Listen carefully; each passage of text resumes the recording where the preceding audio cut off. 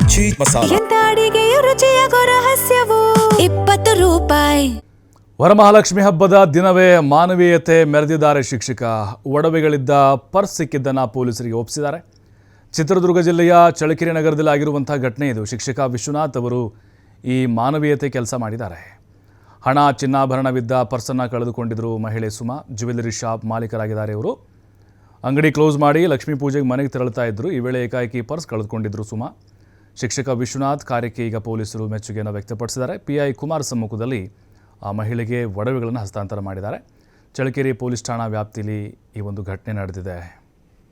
ಅಂಗಡಿ ಶಾಪ್ ಎಲ್ಲ ಕ್ಲೋಸ್ ಮಾಡ್ಕೊಂಡು ಸರ್ಕಲಿಂದ ಅಕ್ಷರ ಫುಡ್ ಮಾರ್ಟ್ವರೆಗೂ ಬಂದೆ.